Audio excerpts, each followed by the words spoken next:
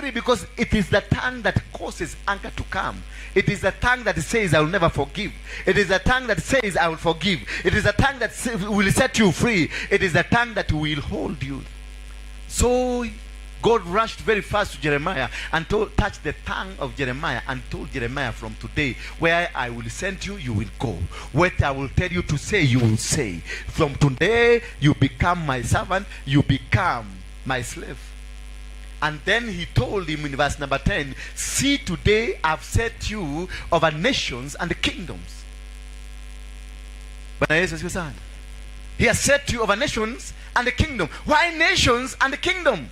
A nation is not the same as a kingdom. A nation is the institution. Country Kenya is nation. Marriage is a nation. A church like this one is a nation. The school you go is a nation. But the spirit behind this church is the kingdom. The spirit behind Kenya is that the president got his own standard flag. Hallelujah. Do you know standard flag? What is a standard flag? The standard newspaper, man. Standard flag in the Ghana. Baba. Yes, the personal flag. And he decides the color. He decides the design. It is not decided by his own wife. Not even the people around him. It is him, because that is the spirit that will rule the nation. That is the spirit. That's why you see Uhuru Kenyatta decided to rule like his father. You can see his behavior and the character was of an old man. Because he chose the flag of his father, who died at 78. He died at what? How many years? 78. If you add 78 until when Uhuru became the president, how would his father be? Yeah? 135. That is when, that's how old Uhuru was when he became a president. When he chose the spirit of his father. He never chose his own spirit. When he decided to choose the spirit of his father, he usurped and he agreed with the spirit of his father that was 135 years old. That is why he used to drink much, because old people, they drink much. That is why he will not listen an agreement. You know that sometimes he said, huyu kijana. Remember when Uhuru said, ati huyu kijana lazima atulie kwanza kidogo, tutampatia kiti baadaye. And they are age mate, but he called him huyu kijana. It is not Uhuru who was speaking. It is Kenyatta, the father, who was speaking. Hallelujah. Bwana Yesu asifiwe sana. All the characteristics of Uhuru as he was doing the politics of Kenya, he did like an old person, because he chose the flag of his father, the spirit of his father. Right now, if you meet Uhuru, you find the younger Uhuru. Right now, when he's out of office, he's behaving like a younger, vibrated somebody. He's moving Congo. He's made peace in Congo. He's making peace in Ethiopia now. A thing that he never made in his own house with Ruto. He failed. He never brought us together. He caused a lot of violence. He caused Ruto to go a bitter man, and very many people to go bitter men in the country. But now he has united Congo. He's meeting rebels, and he's meeting rebels in Ethiopia, and they are listening to. Hallelujah. Hallelujah. Mpaka huyu ameekelea pesa. Unataka kuwa Uhuru mzee ama Uhuru kijana?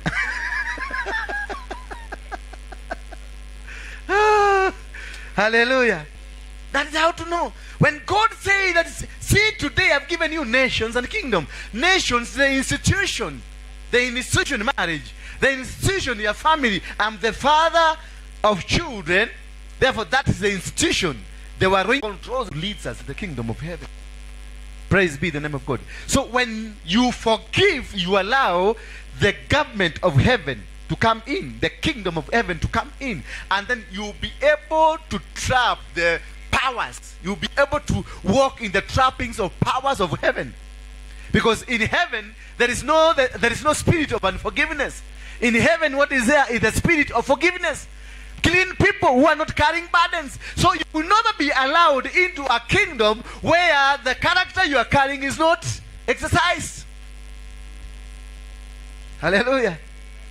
No wonder you have been locked out, because they are waiting for you to resolve your challenges, to resolve your problem, because they open before they open. Yes, you umeokoka. Yes, you come to church. Yes, you've been praying for. They know that, but they are saying there is one thing she has not done.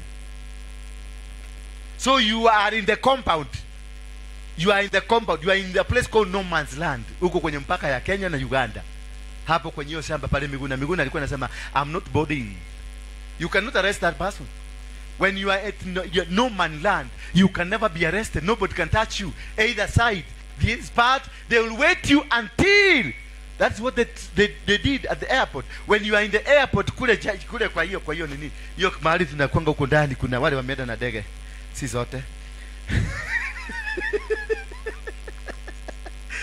Huko ndani, huko juu, ukipita kwa immigration, after immigration hapo, you are no longer Kenyan. You are not in the land of Kenya.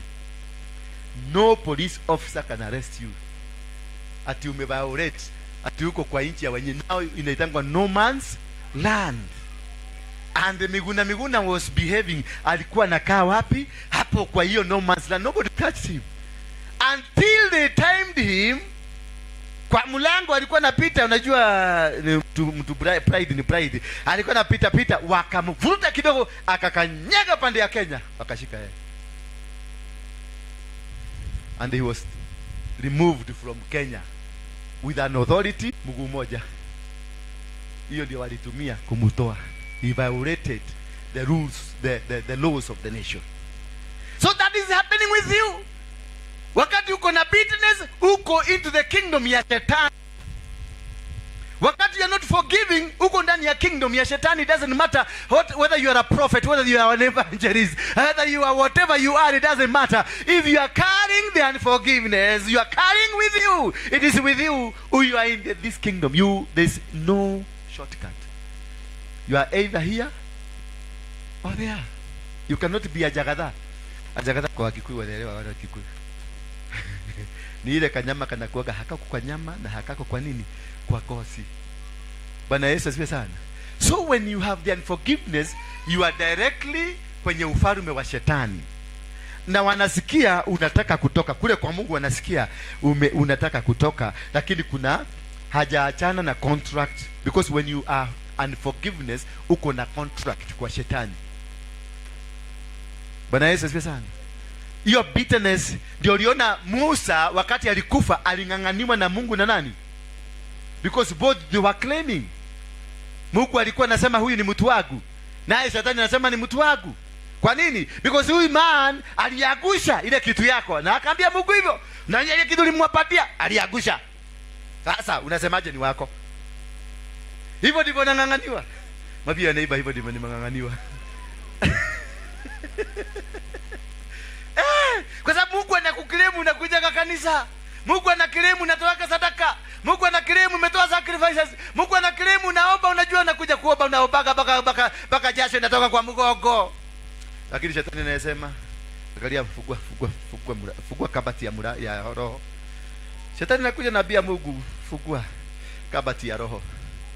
Kweli roho ikiangaliwa inaonekana unforgiving Mary, unforgiving Joseph, unforgiving business partner, unforgiving zinasoma 100. Shetani anaambia Mungu, sasa tuweke nini? Tuweke roto.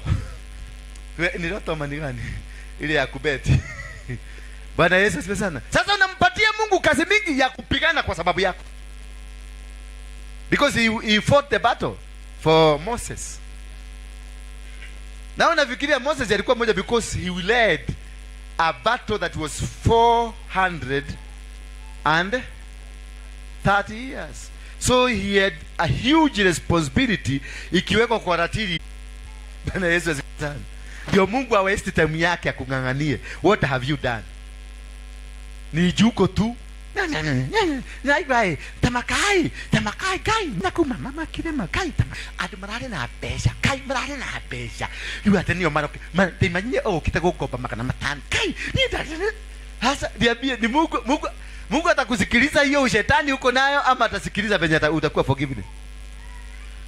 If you don't have peace, even an inch, a note of anything. Moses had a claim. Moses had something that he can say, God forgive me. There is a reason. Na Mungu anakuita kuja tuongee. Na ndio na shetani alipokuja, Mungu alimuweka kabla na akamweka hapa, akamficha hapa, because kuna kazi kubwa alifanya ya Mungu sana. Hallelujah. Tuko upande ya Mungu ama upande ya shetani? Upande ya shetani. Hello? Baka hapo tuko. Uko upande gani? Ya Mungu nimesamehea. Ulisema saa ngapi? Lini? Saa ngapi? Umeambia nani? Hapana, hujasameheana. Mbia kwa maana sijamkaribia. Ya Mungu ya kumsamehe. Kwa upande wa Mungu. So far hujamwambia? No. Kwa hivyo hujamsamehe bado. Biblia inatuambia ukikumbuka kuna mtu mmekosana na yeye na unataka kutoa sadaka, acha sadaka yako hapa, kimbia mpaka kwake umsameheane. Umefanya hivyo? So mpaka saa hii uko upande gani? Shetani. Mpaka saa hii tuko wapi? I'm asking you. Tuko kwa shetani sisi zote. As far as we are talking now, sisi wote ni candidate wa kuchomwa. Mwenye ambaye si candidate hapa inua mkono. Mwenye hana grudge na bishwa na mtu mwenye hana mpaka pastor wangu hapa. Mungu aliniambia Oba, nitakupatia ufunuo kwa madhabahu. Hata mimi nimejikuta hapo. Hata mimi nitapiga magoti hapa tu chini. Niombe msamaha. Bwana Galila mama ananiangalia na huruma. Na niko matoko heta geteo twako na wasa imokei. Gideon nawe na mehia. Yes. Kutile mtu tali na mehia. Na mtu mwenye hai na mtu na hapana kano toko. Siwezi. Sasa leo nimeona zile phone call nitapiga leo ni miki. Modo. Ndio toleka nile. Akikubali sawa, akikataa sawa. Ajifungua.